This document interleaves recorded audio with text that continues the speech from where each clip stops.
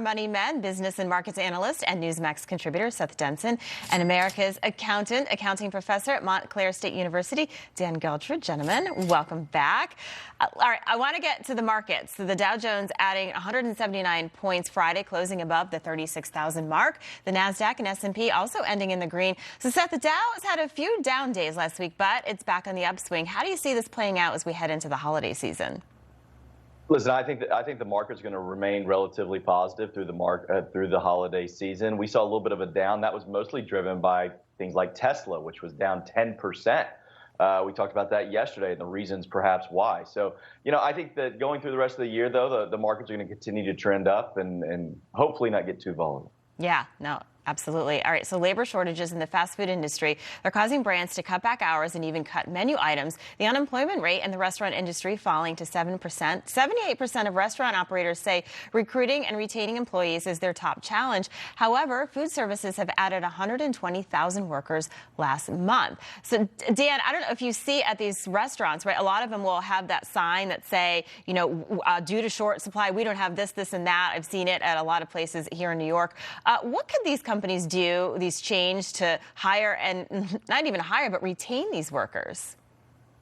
I think what we're going to see happen here, Allie, is that these fast food chains are going to start to move away from the reliance on labor. And we're starting to see that now. You're seeing that these companies are moving to technology and how they could figure out how not to have people working because they can't find them.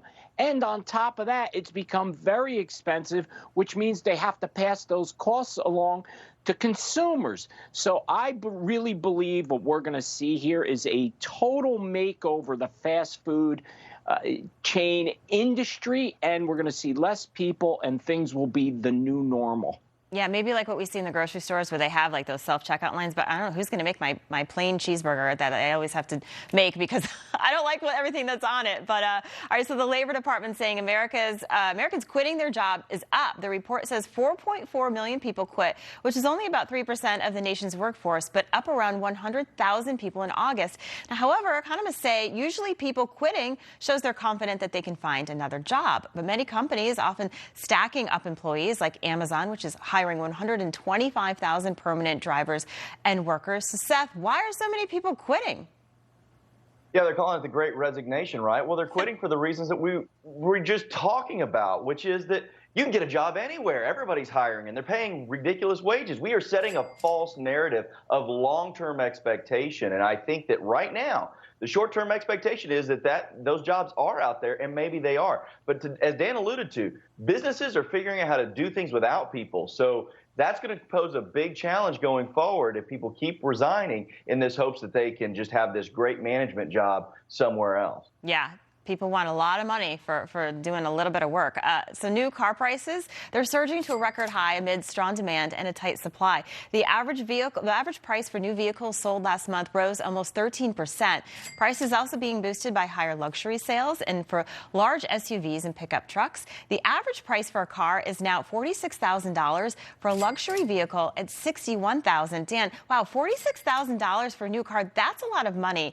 Do you think the auto industry is being forced to price out potential customers? Because that's why I think a lot of people lease, because that's a lot of money. This is really just a simple case of supply and demand. Because of all these supply chain challenges that these car companies have had, there's less cars out there on the market, prices going way up. I know Seth was complaining about how much his brand new Rolls Royce set him back. So I feel for him, but this is the market that we're in. Seth, how's your new Rolls Royce? My little Hot Wheels Rolls Royce that I play with Connor, my 3-year-old. That's what I was alluding to, Dan. I take the bus. What are you talking about, man? I thought you took a bike, like Mayor Pete, to work.